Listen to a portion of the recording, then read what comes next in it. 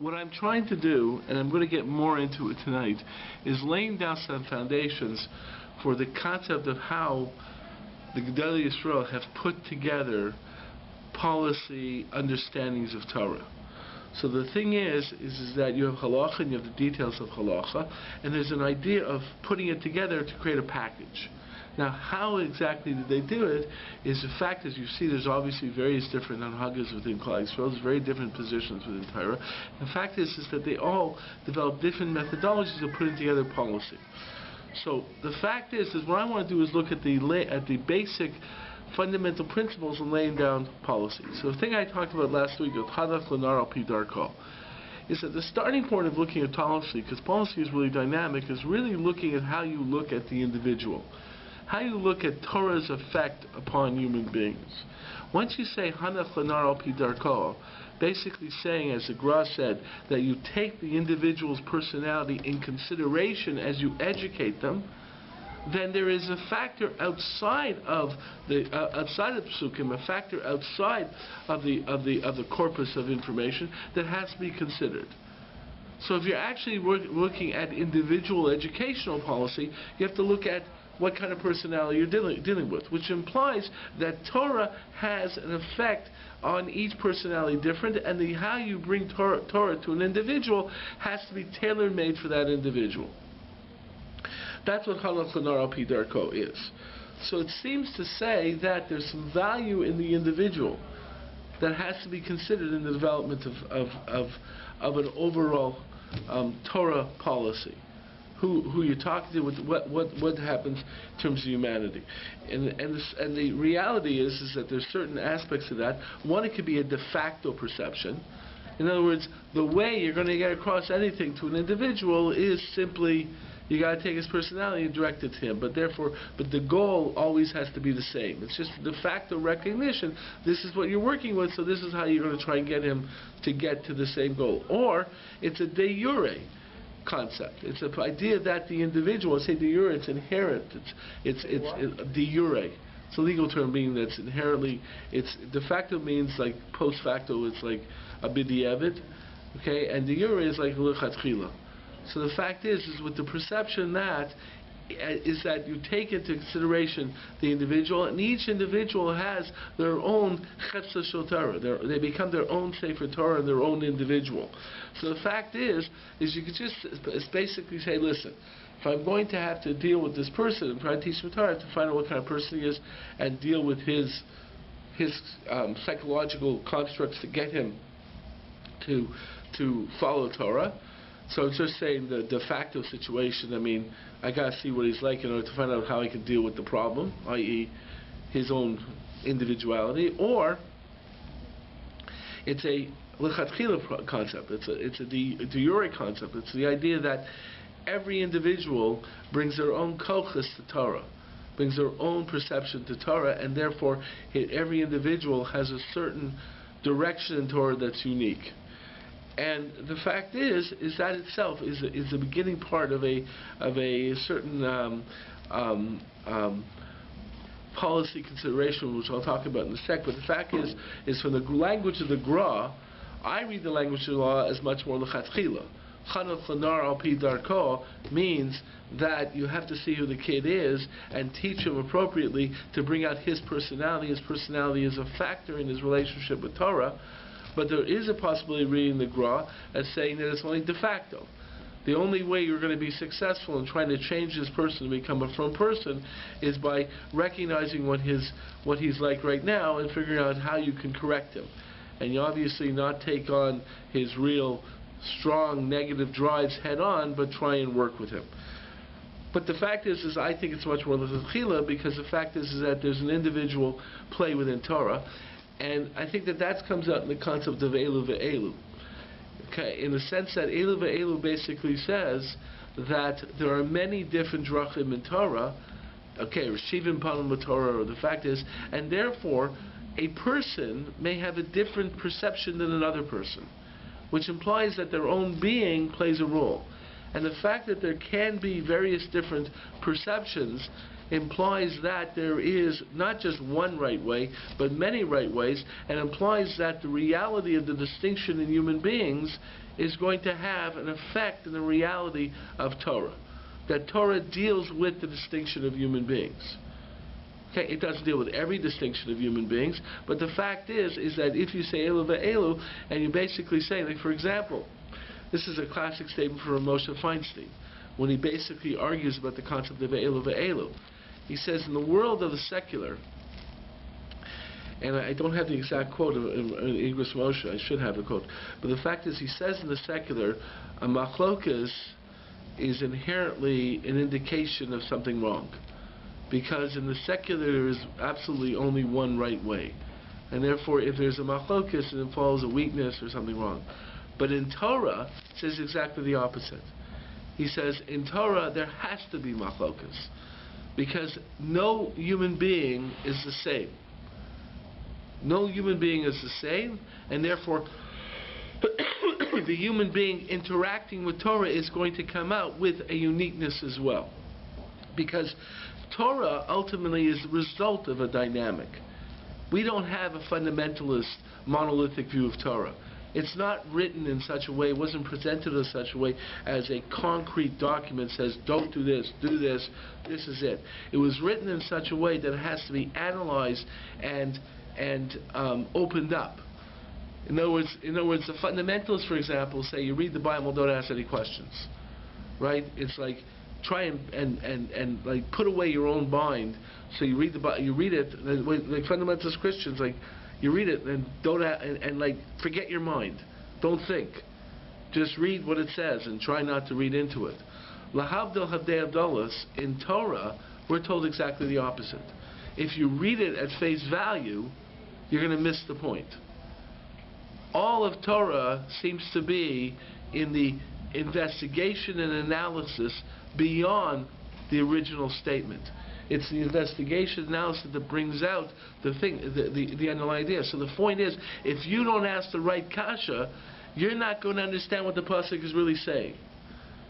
You need to have a dynamic relationship with the person reading it. If you think you can come to Torah only in a passive way, I'm just reading, I'm just passive, which is the way that a fundamentalist would say you approach the Bible, it's the way people say, don't bring yourself in, just take it in. You can't do that in Torah. But you will not understand the Gemara, okay, if you basically just read it.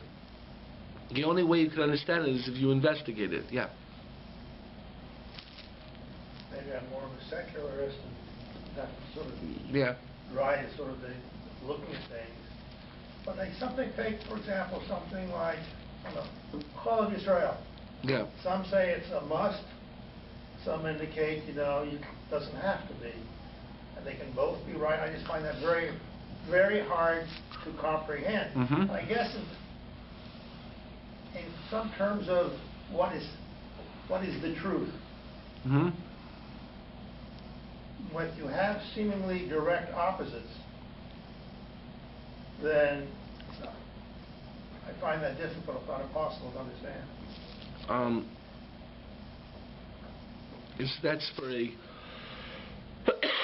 That's a bigger question, but it really reflects what do we mean by the truth, and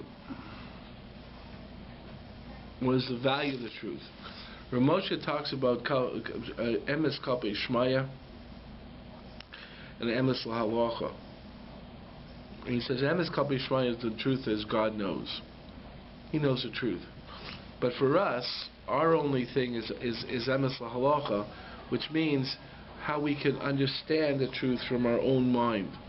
And in the end, there are many, many people who end up saying that ein hachinami, the truth is both shitas, because the truth is what you were able to derive from the analysis, and the fact it's a. So when it comes down to the terms of Chal Yisrael, the real truth is that your conclusion is derived from the analysis of halacha, and then what really is applying, let's say, the words of the Maral. There's nothing that's black and white.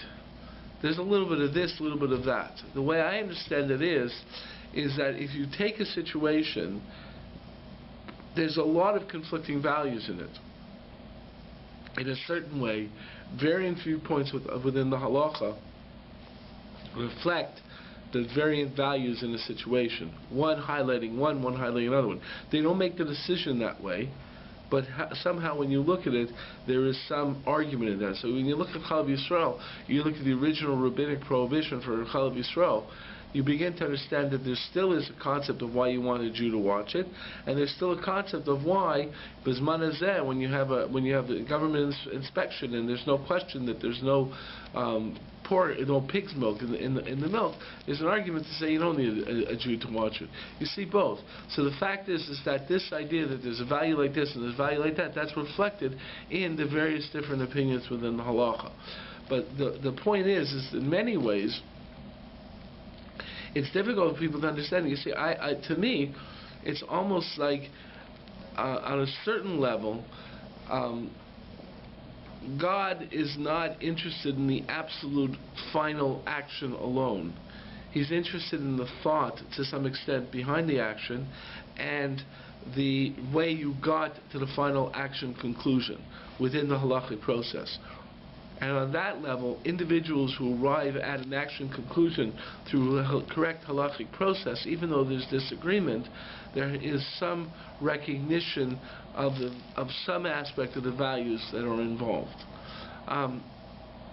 So that, I mean, that's sort of what I see in a lot of cases, is that there's arguments both ways, and the halacha really presents the reality that it's not black and white, it's very much gray. But the reason it comes out that way is because the point is that the human being is involved in the dynamic system. We're all different, and therefore, in a certain way, Torah reacts to the human being, works with the human being, and the whole concept of Torah, the way Kodesh Baruch Hu give it, is a dynamic distinction between humanity is existent in Torah. There's another phrase, it's a four-letter word. The road to hell is paved with good intentions. Mm-hmm. So somebody may have good intentions. One, perhaps I wouldn't dispute that the person has good intentions. But for a variety of reasons, the person might be uneducated, relatively speaking, less educated than somebody else, and make some mistakes. There was a quip once, I think some sort of argument between a couple people, and somebody commented, this is what the answer is, and that's what it says here, so-and-so. Yes, that was caused by a printer's mistake when he printed the Sefer, and that was true. Then the person can have well intention, this is the way I perceive it, but it doesn't necessarily mean that's what happens in life. I guess I cannot readily buy into the notion that just because somebody with good intentions derives such and such, it's necessarily correct. It may make a good story, put on TV. We're going a little bit into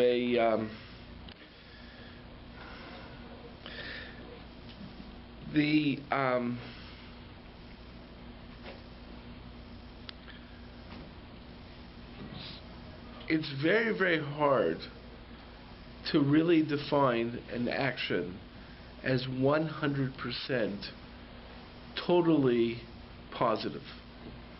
It's very hard to do that. As much as people would like to think that things are black and white, it's like this. I always point this out to my kid. We went into a Jewish bookstore once and wanted to buy a record for our kids. So there was a record there, and we asked the proprietor, how good is this record? It's wonderful. It's a great record. How are the songs? Excellent. How about the instrumentation? Oh, tremendous instrumentation song. So we took it home and played it. There was a piano, that was the instrumentation. There was a lot of stuff, but there was a thing about a bracha, and there was this idea where this apple wanted to be eaten by someone who says a bracha. So Mr. Meanie walks in. Give me an apple. He's not wearing a kippah, and look at the way he talks. Doesn't say please and thank you. He won't say a bracha, so the apple dives to the bottom of the barrel. Then there's this perception that then Mr. Nice walks in. Mr. Nice will, please and thank you, how are you, so forth and so forth. For sure he will say a bracha, right? And therefore the apple jumps to the top to be eaten by the bracha. So the unfortunate reality is that oftentimes the person who's Mr. Nice and says please and thank you won't say the bracha. And Rahman al-San, the guy who's going to say the bracha, is the guy who says give me the bracha. It's not black and white.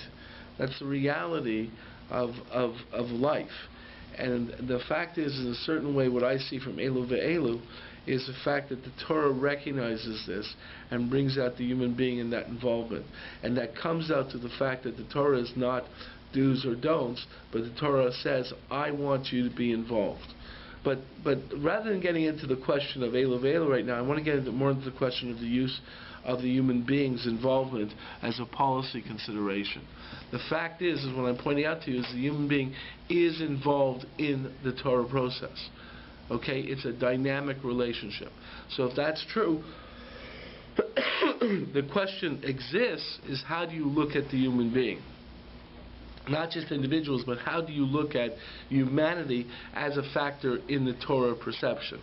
And I pointed out to you from Hanach Lanar al Pi Darko that the way I read it was in a positive sense, that you want to take the child from his personality. It's a good thing. Let's use it towards a Torah conclusion.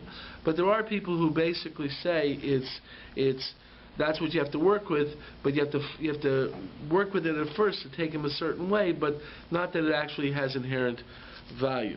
What that really comes down to is how do you look at the human being's drives and desires? How do you look at the human being's drives and desires? Are they good? Are they things that you have to be aware of because you have to take him to a fact, because if you give him too strong a challenge, he won't meet it? Or do you basically look upon it as just Yetzer Hara? Okay? Guy comes out to you and says, I have a real taiva for A.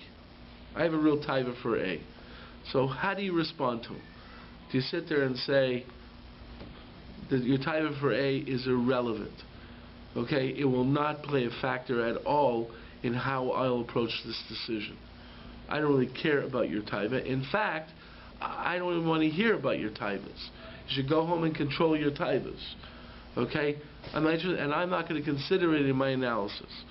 Or do you sit there and say, gee, the person has a taiva for A, and he's not so strong that if I totally ignore his taivas, he's going to give into it, that he'll be strong enough to hold it. So when I paskin, I've got to take that into effect in the sense that he's not strong enough to handle this taiva.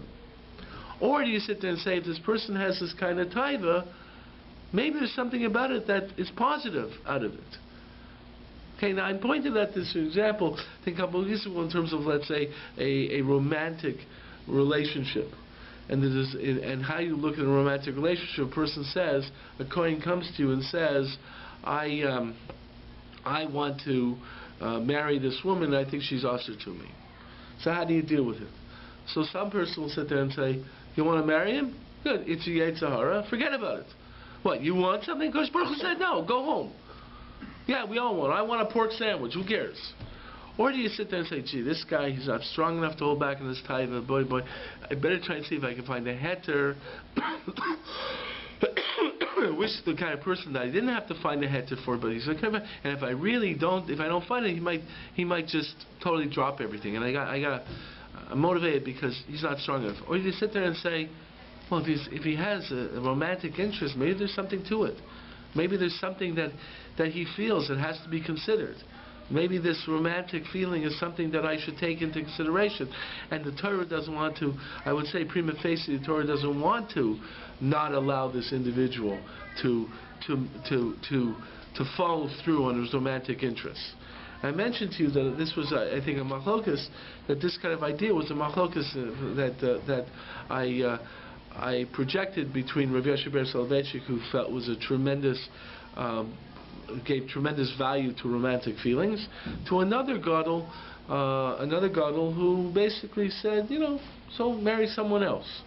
So that's an example of it in terms of understanding that type of. But it goes much more further than that. There's a professor, Lawrence Kaplan, I may have told you this before, who presents a machlokas between the Chazon Ish and Rav Moshe on how you look at human nature. Okay, and this is a tremendous attitude towards attitudes of human nature.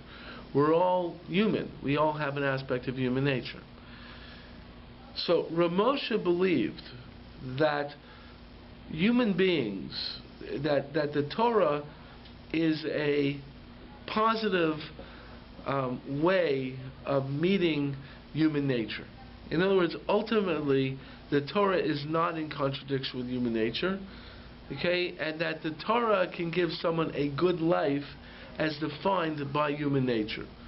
It's going to be different than, let's say, a perception of human nature by other people in the world, perception of what a good life is in other people in the world. But the perception is a person who follows Torah will be happy, quote unquote happy, in this world. He can sit there and feel that he's had a good life. Just from a sense of feeling this as a human being. And that's why Rav Moshe hated the term Shver Zayin Yid. He's very upset. I've heard this from numerous places, that Rav Moshe hated the term Shver Zayin Yid. It should not be difficult to be a Jew. Okay, there's trials and tribulations, but the truth of the matter is it should result in a fulfilling life. Now it's very interesting because there was a machlokas in Rav Moshe in terms of his biographies after his death. Rav Mordechai Tendler, Rav Moshe's grandson, spoke. I arranged him to speak. I was in the shul in New York. I arranged him to speak on the yortzeit, the anniversary, first yortzeit of Rav Moshe. And he just came out. It was just the Art Scroll book came out on Rav Moshe. And he said he bought a copy and he reads it to his kids every night the way he said it was like, read to my kid every night. It's a great bedtime story. Nothing to do with my grandfather, but a great bedtime story. Okay? And then there's an English translation of Rav Moshe's Truvot that Rav Moshe David Tendler, Rav Mordechai Tendler's father, Rav Moshe Tendler, came out with, where he translated a few Truvas of Rav Moshe from Igros Moshe, and also it's the only place I know that Rav Moshe's Truva on the Siamese twins case is written up. There's a famous case that there were Siamese twins in Lakewood, by a frum couple in Lakewood. And the question is what to do. It seems that they would not be able to survive, and only one could survive if they did an operation. Otherwise, both would die. And there was a question, could you basically kill one to save the other one? It was a real issue. And the tshuva, right, from Lakewood, where did the tshuva go? Went to Rav Moshe. So the truth is, this was a big cause celebre in the States, and they took these twins down to what was it, Bethesda, the big holiday, the big hospital in Washington. He went to Bethesda, and Coop, the guy who became Surgeon General, he was in charge of the whole case. And they brought in the experts, the specialists, experts in the field, all there. And the media was covering it. And they were all waiting around to find out what to do. All the doctors were ready, coming out, and they're sitting there, and they asked Coop, they asked this guy, Surgeon General Coop, he says, what's going to happen? What's going to happen?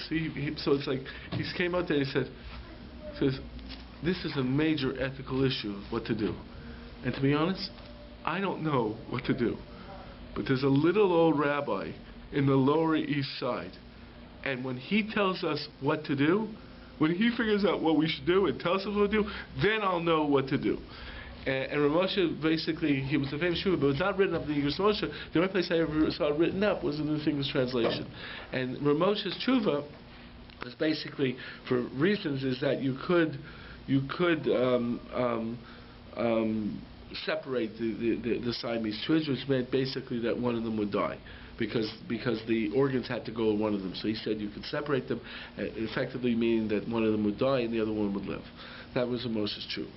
But the point is that in this book, in this thing, I'm sorry, going off on a tangent. In this thing, Moshe Tendler wrote his own biography about his father-in-law, and completely different. Okay, Moshe comes across like, and this is one of the intents, comes across like a nice old man who just happens to be the Posek Hador. Right, but he talks about how he played with his grandchildren on his lap, and it talks about how he used to sneak in the paper to just read it when he was supposed to go for a nap. You know, and he became a personality. He talks about that years earlier he used to go every night for a walk with his wife to the soda fountain to have a drink. They used to have a soda together. You got a nice little story about him going out with his wife, you know, having a soda together and so forth. You could drink in that soda fountain, that's for sure, no problems. But the fact is that he became a human being. But this is in line with Ramosha's whole perspective, that human nature Torah is meant for human nature. Therefore, it's a factor in human nature. So human nature becomes a factor, not a factor in halacha that it's actually going to be a direct factor in halacha, but it's going to be something that is considered when you look at halacha. In other words, it's going to be an idea that this is a value, and therefore I have to consider it where it is permitted to consider within halacha. In contradistinction was the Chazon Ish. The Chazon Ish believed that human nature was contrary to Situs. Okay, I remember once hearing a shir from someone, and at the time I didn't really pick up on this, but I then figured out later exactly where this guy was coming from. I was once hearing a shir from someone, and he was talking about, he was asking the question, how can Torah be so rewarding, you know, spiritually rewarding, because so many people have hana from it, have pleasure from it. So he was saying that we have a concept in Pirkei Avos of Fum Sara Agra, that according to the difficulty is the reward. So if learning Torah is so rewarding, it clearly can't be enjoyable. So how can you say it? So he says it's mistaken. People think they're enjoying it, but no, people don't enjoy it. It's hard work. It's really hard work. It's blah, blah, blah, blah, blah. In other words, the idea that you're enjoying something that's going to have spiritual reward is something that you can do. And really, the Chazon Ish, to a certain level, really in the Chazon Ish, if you read this stuff on a certain level, you get to a certain madrega where it becomes enjoyable. If you're on a certain level of sikus, according to the Chazon Ish. But the point is generally, he believes this Torah is contrary to human nature. Okay? So therefore, the human being is not a factor in trying to really understand what Torah is about. It's a completely different model. And that is an example of policy distinctions in many ways. In terms of, let's say, in terms of Eretz Yisrael. Okay? When you hear, like, out of when I say Eretz Yisrael, people who are followers of the Chazon Ish saying that life is difficult, saying this isn't going to work, people are going to be miserable this way. Of course they'll be miserable. Who says Torah is supposed to make you happy? In fact, maybe Torah is supposed to make you miserable, because you're only happy if you follow human nature. And therefore it's good that you're miserable. But that's not what the Torah says. How? You should cling to it, that it's a way of life. By the way, in terms of myself... There's no sense from reading the Torah that it's intended to do anything but give you a joyous life. The fact is... Shot. What? Shot. Okay, the fact is that, by the way, at any point in time like this is exactly it. The fact is, when you say that, I understand what you're saying, and you read the pasuk, it seems to be come across. I mean, you read the story of let's say, Yaakov and Rachel. It's not a romantic story. The story of Yaakov and Rachel, not a romantic story, right? But there are people who basically, no, it can't be romantic, because romance, you know, we don't want that. The fact is that's where the dynamic comes into it. You're correct in terms of pshat, but the point is that how much do we read into pshat? And how much do we say that looks like on the surface, but you have to go further, and it takes you somewhere else? That's why it's a dynamic connection. Okay, and for everything that you bring one way, they'll say, yes, but I don't read the pasuk that way. And I don't read the pasuk that way. And when it says Chaim here, it means Olam Haba. And when it says this, there's however. So the fact is, a person, that's why it's such an interesting dynamic system. In the sense that anytime you bring a proof, the other person already has an answer to it. That's why in the Gemara, it's only rarely you find Tuyufta. Tuyufta means, okay, you got me, I'm finished. But the fact is, you bring a proof, the other guy say, okay, this is the way I learned it. Now I'm going to bring a proof my way. Oh, that's the way I learned it. The fact is that it's sort of like, it's like juggling balls. Here's your theory, there's your theory. So we're going to just keep throwing the balls on, and let's see how you juggle the balls. Okay? And the fact is what's the other reason why they're going this way? Well, it starts with some aspect of the individual. It may start with some aspect of where he learned from, what he accepted as the ikr from the beginning in his learning process. And it's all these juggling of balls that happen. And then what happens, and this is really what happens, is that invariably in every system some balls actually fall. And then the question is, which question was the person willing to live with? Point this out in some machlokas, let's say Rashi and Tosfot. Right? Invariably, when Tosfos asks a question on Rashi, it's like, this is a problem in Rashi. So you have an answer for Rashi's answer, and in Rashi's answer there'll be a problem in Tosfot. And really what it comes down to is which problem you're willing to live with. So I'm not trying to take away from the fact that I may see it the same with you. Obviously there's a certain, in my own perception, I'm obviously leaning much more to Ramosha than the Chazon Ish, although I've thought there was a lot of genius in the Chazon Ish, you read the Storm, but the fact is, and it plays a role and so forth, and I don't think the argument is as black and white as I presented it, but the fact is when you bring an argument one way, and you bring a source that seems to say, here, black and white, here's the source, invariably the other person has another source, and has a way of reading your source in such a way that it defends his statement. And that implies that Pashut Pshat may not be what's ultimately, I'm going to accept, you're right, that's a Pashut Pshat, but we're not into Pashut Pshat. You know, we have to read Medrash, we have to go further than that. So the fact is, and that's how the system becomes so complicated.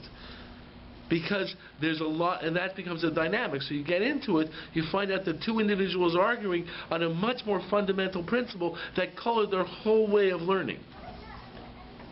Did I answer your question? Not really. Not satisfactory. Not satisfactory. The fact is, in so many ways, it's not satisfactory. I mean, the fact there are certain situations where people come up to me and they'll tell me, how could they do this? They're holding this, and it says in this pasuk this, it says in this Divrei Chazal like this, and Maimer Chazal like this, so forth and so forth. Well, and Torah can become meaningless if it means everything. That is a challenge, and the fact is that's why, in a certain way, it becomes even more of a problem because of the advent of Reform and Conservative Judaism. That's really where the problem arises from. The dynamic nature of the Torah was more extant, I think, in 1700s, because they weren't as afraid, or they weren't afraid of misreading the ability to start playing things. There were still some constructs. There's still some principles that have to be worked out. It's still a totally logical area. But like, for example, one of the things that I find in terms of issues that always drives me crazy is the term Elu ve'elu. Elu ve'elu is very specific. Elu ve'elu is within halacha. There's a certain thing. But invariably, you'll find Reform rabbis now like dropping the line, Elu ve'elu. And look at the Orthodox; they don't follow Elu ve'elu, and we have to follow Elu ve'elu. And they say that out to the people, okay? And we throw out this concept of Elu ve'elu, and we throw it out to say there's different viewpoints to show the certain of the spectrum of Torah, the depth of Torah, and we don't know that this statement has been hijacked to defend positions which are clearly outside of Torah. And then the sophisticated question is: so where do you draw the line? And drawing the line, it's very easy to draw the line on someone who's way out here. The person who's muttering pork is a real problem. But as you get closer, it really becomes problematic. I just finished reading a book, for example, a little pamphlet by Mark Shapiro on Shaul Lieberman. Right? Shaul Lieberman was. It's so hard talking about Shaul Lieberman because on one hand you're tempted to say, Hagon of Shaul Lieberman, and because he was up there, he was clearly up there. It was the Chazon Ish's cousin, and the Chazon Ish basically said, "Do tshuva." He wrote a letter, said, "Do tshuva, so you can accept your position among the Gedolei Yisrael." Right? Okay, Chazon Ish said that. There was a story that was said that he was in a chasana together, and Rav Yaakov Kamenetsky came over, and was talking to him. So Rav Aron Kotler came by and told Rav Yaakov, shouldn't be talking to him because you're not allowed to look in the face of a Rasha. Right? So, and walked away. And Rav Yaakov continued talking to him. So, this man obviously was, you see letters. The Sredi Eish held unbelievably of him. Rav Hirschsprung in Montreal had his farm up there on the shelf. Okay? The man was how do you look at such an individual? On the other hand, it wasn't just he taught at JTS. He was the one who signed the ordination certificates of JTS. That I can't understand. But who am I to question Shaul Lieberman? The man was up there with But you get through these type of things and back and forth, and then then you have guys in the right wing world the way they talk. On the other hand, the way I'm talking is people have talked that way. Lahavdil Havdalah is about Rav Kook, or people talk that way about the Rav. Right? You look at it and say, whoa.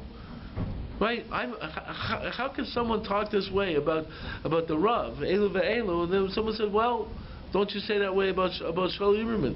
And I'm torn.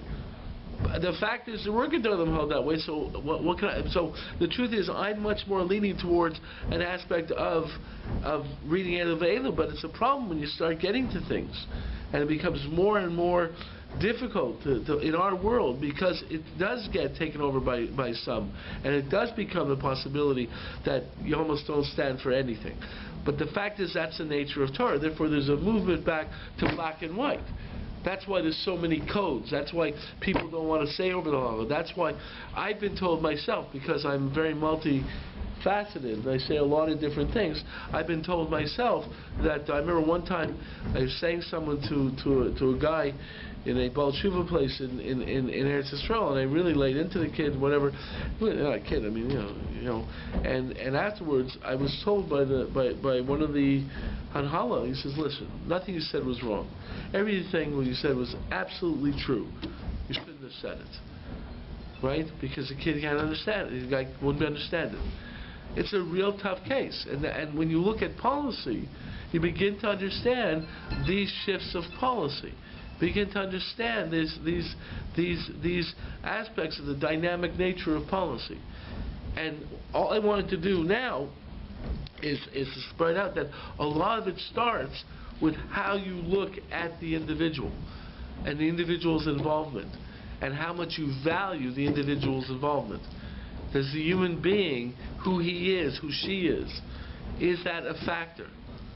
Okay, is trying to have a happy life, which means the fulfillment of your drives, what type of place does that have in creating a policy perspective of Torah? Okay, and therefore, and how do you put it together? So, and these questions come up all the time. Let me put you in a simple way. Let's say, what's the place of, let's say, spectator sports in a Torah family? Just as an enjoyment, just as an aside and so forth. It's a pleasure. But is it bittul Torah, or is it the fact that the kid's happy and he's into this, then he'll maybe learn better? There's a wholeness to the person who has a little bit of worldly perspectives. And that gets into the question of centrist orthodoxy to Haredi, the idea of the human perspective. How does that fit into things? just the fact that you like things, just the fact that you have a humorous side, because your personality is coming out, and that becomes one of the major factors in every aspect of policy. But the fact is, it starts with the reality that Torah is not monolithic. It demands a human being get involved. That's why it's such a difficult issue. If you can play with it so it can stand for everything, then it stands for nothing. On the other hand, it wasn't written in such a way that it's so black and white that we can say this is exactly the position. And every time you see someone like that, it really is problematic, because you have Gedolim who see a Satmar Chassid saying, this is the attitude toward Eretz Yisrael. And this is what the Rebbe said, and the Rebbe was 100% right. Satmar Rav was a big Talmid Chacham, a big Gadol. That was his position. I'm not one who could take him on. I mean, that's his position. But to say he's the only position, and immediately negates Elevela, which means he's negating Ramosha to the Rav, right? Everyone else. So the point is that how do you do that? So you see that there's movement there, and a lot of it comes from. If it doesn't come from their personality, it comes from their starting point when they started to learn. So the fact is, it comes from a human factor, the reality of their humanity, because their humanity started at a point. So we'll take up with this and go further with this idea as a building block of policy. But one of the major factors in policy is how you look at the human being and humanity. Okay? Any further questions? When we're talking about that, yeah. It's not black and white, the Torah. And you were giving the example, for example, of a Kohen who he cannot marry. Yeah. Take it a little step further and go into homosexuality. Exactly. Exactly. And that's black and white. It's black and white, and yet you take the person into account when you do that. The fact is, it seems to be pretty black and white. The issue is how. I'm actually going to talk about that. The truth is that it's interesting, because if someone is gay, how do you deal with it? So, if you take a position like the Chazon Ish, which basically has a strong position who says you're supposed to be happy anyways, the restrictions even on heterosexuality are pretty strong in certain segments of the Orthodox world. There are places that have very strict attitudes even on heterosexual relations. So the truth is that you have a title, whether it's men or women have a title, control it. So you have to control a little bit more, but the fact is, even if you're married, you're controlling it. Okay, and I'm not just talking neither, you're controlling it much further. But the fact is that's an attitude. Who says sexuality is supposed to be important, even in a heterosexual relationship? There is that attitude in the world. So those people who take that attitude basically say your drives aren't factors at all. Then if you have a Chazon Ish viewpoint, you can basically say that person control it, like everyone else has to control their drives. You have another type of control it. Like this person has a driver for pork, control it. But if you take an idea that the taiva is part of our humanity, and you're supposed to express it in a Torah-dic way, then the fact that you have this drive and there doesn't seem to have any Torah expression for it causes a big problem. It turns out that Ramosha Feinstein's position on the drive is one that's very powerful. He holds that the drive is not really true drive, it's lalachachas. It's a very powerful statement. He holds it's all lahachas. It's only to attack God. It's not a real drive like that. It's only a drive to attack God. Why? Because the drive is not normal. And if you take the position of Ramosha, where he basically believes every drive has to have a normal outlet within Torah, he comes across a drive that's not normal, right? That has no halachically acceptable way of being fulfilled, of being met. It must be a drive that has inherently negative roots. It basically, his language on homosexuality, people are a little bit shocked, but he takes a very strong position on it. And the fact is that and the truth is, I wrote an article. It's on the Nishma website about homosexuality. There's an article on this website in the update section on homosexuality where I present this issue, where basically I say what is the Torah accepted methodology of fulfilling this drive. Okay, and then for people, that's why, in a certain way, the let's say the organization like Jonah, which believes very strongly in trying to change the drive and so forth and so forth. So people say, oh, they're trying to change them. The fact of the matter is that in certain ways they're really driven by a chesed. That basically there's a little cartoon that was on YouTube. Did you take it to Kosher Tube? That little cartoon about the gay Orthodox. There's a cartoon about a gay Orthodox Jew, and they have these cartoons they make up, and it's two bears. One's talking. One has a rainbow. And one guy says, "What are you? I'm a gay Orthodox Jew." He says, "What does that mean?" Right? So he says, what does it mean? He says, well, I'm Orthodox. I completely follow the halacha. So the cartoon says, well, let me ask you, what do you daven in mechitza? What do you daven in the shul? Daven in the men's section. I'm a man. Well, but the whole primary reason in mechitza is you don't get a check. What do you do? I can control myself. So then the guy says, listen, I'm not trying to really, but what do you do when you go to mikveh?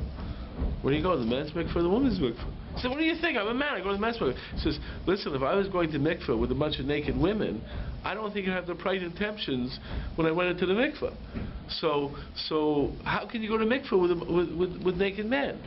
He says, I'm not asking you to put you down. I'm just saying, how do you do this? It's a difficult situation. And what came out of the cartoon I really saw is this idea that we want to affect the change in this drive in order for you to be happy, because and the guy says, I don't want you to be, it's terrible to say you're going to be that the Torah is what do you call it? The Torah is confining you to a life of loneliness. It's terrible. There's got to be a way that you can change this and have a fulfilling life. It was much more of a chesed concept. Not got to change, but Torah wants you to be happy, and in this way it doesn't seem like you're going to be happy. But if you take a position, who cares if you're happy or not? Control yourself. Do bad. Drive like every other answer. Control yourself.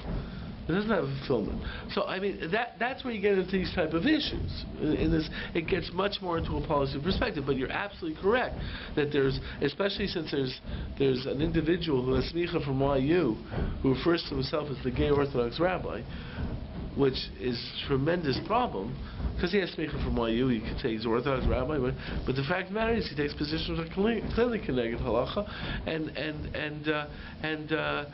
defends it. And presents himself as this is acceptable, and he has one restriction, I think, on his behavior. But the fact is that that's the problem. That's exactly the issue you raise. You raise in terms of it's very fluid. People can do it, but that guy's argument is clearly outside the pale. But the point is that these are issues dilemma. On the other hand, when you talk about finding a heter for a kohen, the classic case with the Rav is he was motivated to find a heter, but he couldn't. And when you couldn't, you say, Rachlan al-Islan, I can't. But see, that's what's interesting about this policy situation. It doesn't necessarily change the halacha. It tells you the motivation and how you're going to look at the sefer, at the situation. That's really what's behind all the shalos and shuvas farm. You can't change the halacha because you have a policy feeling. But the policy can be a consideration that motivates you to reinvestigate the halacha to see if there is a halachically sanctioned methodology to give a heter, which in that situation would not just be a heter like, okay, we're going to let you get away with something, which would really be the right way to act, because taking into fact who the person is and so forth and so forth. But that's where it gets very complicated. But the issue, a lot of this distinction has a lot to do with this issue of how much you work with the human being and you give value to human expression. That's one of the major policies. So we'll build up more on this next week's. You have another question, or? Sort of, about the continuation of what you were saying. Yeah. That sometimes with halacha they'll say, well, we don't have a precedent for this, we can't go in that direction. For example, of an aguna. And they're trying to find things for an aguna, but we don't have a precedent, so we can't go in that. The fact is that the precedent is obviously very important, but precedent is not all the thing. I mean, there were situations where Moshe had to deal with certain issues. I mean, you need someone of the stature of Moshe. I mean, I can't do this, but you have a precedent. He got a situation where he came up with some chiddush, and no one ever said it before, and people wrote in and says, I've gone to this forum, this sefer, this sefer. This person says exactly the opposite. All these are quoted. I say, exactly the opposite. No one has ever said your word. Where do you get it from? And Moshe said, a svara barura. A logical conclusion, a clear logical conclusion. That's it.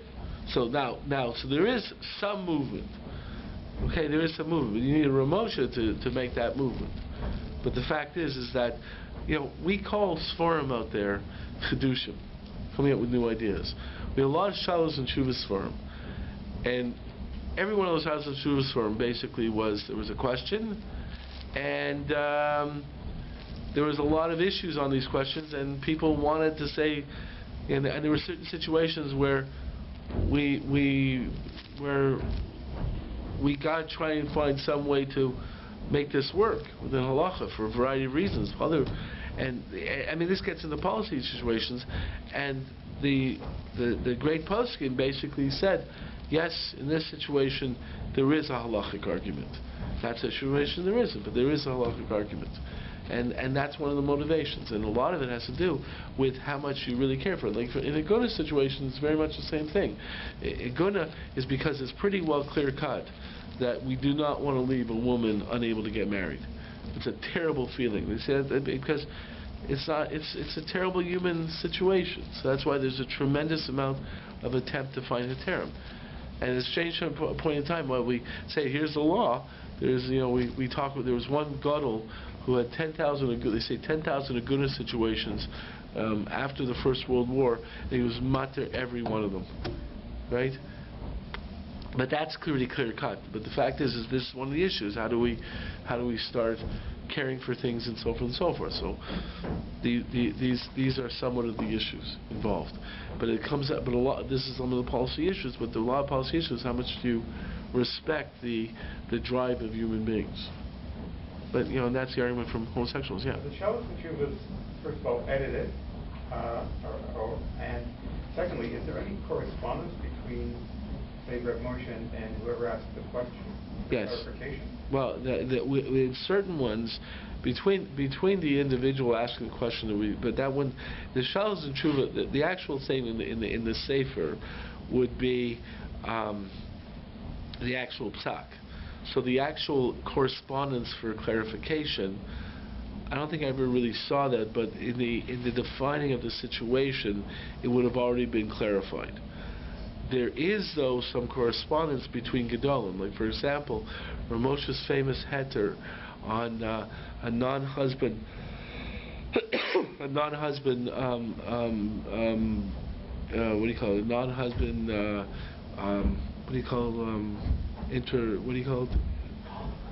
test tubes, babies. What do you call it? The non-husband sperm. What? Yeah, but the non-husband donor. So Ramosha says that it's okay. A married woman can become impregnated through artificial insemination from in vitro, right?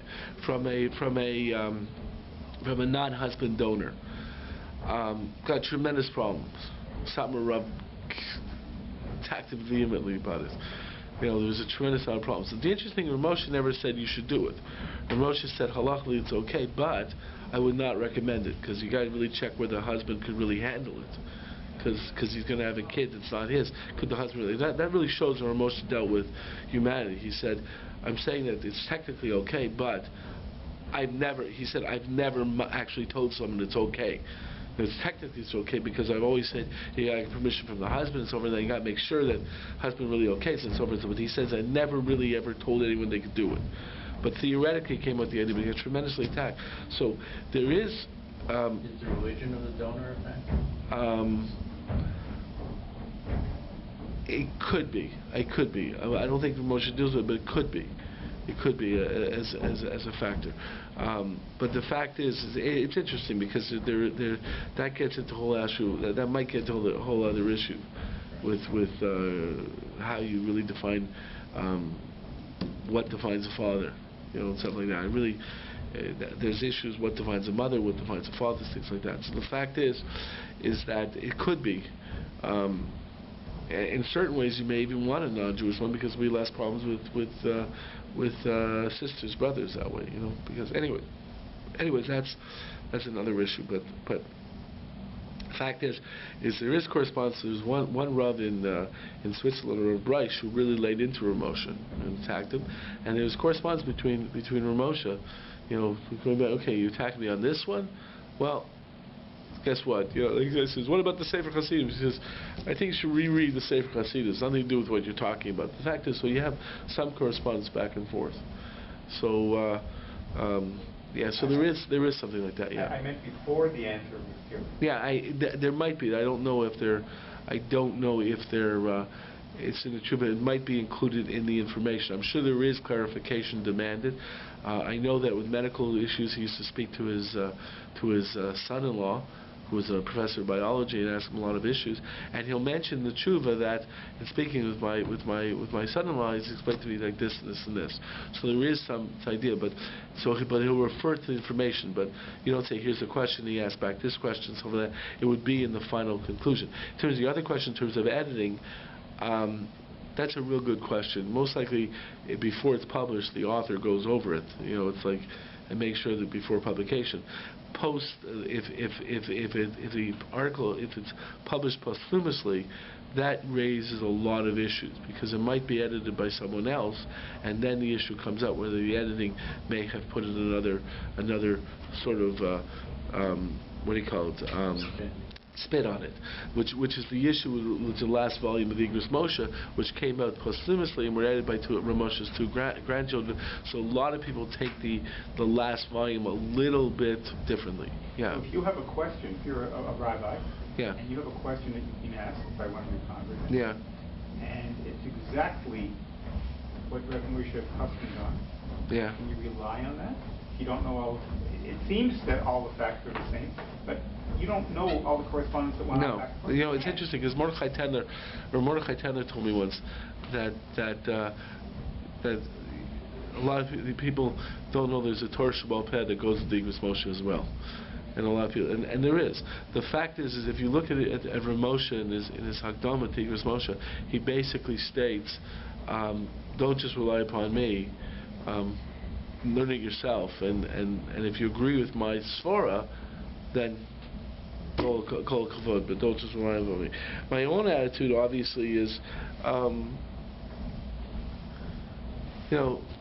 if I read something and Rav Moshe says something, it's going to play a factor. Like I once had a situation with a Gioris going out with a Kohen, and I was trying to find an argument where they allowed it, and I worked out a whole thing in Tosfos that would allow them to go, that wouldn't be a problem. Okay, a whole sheet in Tosfos worked it out and said, okay, according to this Tosfos, you guys can continue hanging out, and it was a sort of cuddle I felt, so we could rely upon me to Tosfos. The truth is, I found in Igros Moshe, Rav Moshe said the exact same argument in Tosfos. And he says, yeah, according to this viewpoint, clearly would be mat to the situation. However, we can't use that. We can't use that argument anymore. That Tosfos cannot be relied upon for Hecht. What am I going to do? Why? It was too much of a das yachid, he felt, of a singular opinion. Okay, not brought down in Shulchan Aruch, stuff like that. That's sort of mechanics of psak. But the fact is that I'm so basically I withdrew my. Said okay. At least I felt good. I came to a possibility, but I'm not going to paskin. I'm not going to paskin on a das yachid in such a situation when you got a Perish Rav Moshe saying we don't do that anymore. But that shows my right wing fanatical viewpoints. Okay, but did I answer your questions? As I said, we're going to get more into these type of things. It's going to get much more. And the truth is that the homosexuality issue, the women's issues are all involved in this. A lot of issues are involved in this in terms of what really is Torah about, and what do we think is supposed to be the ideal of Torah. And a lot of it comes down to a lot of these issues that really come under policy considerations.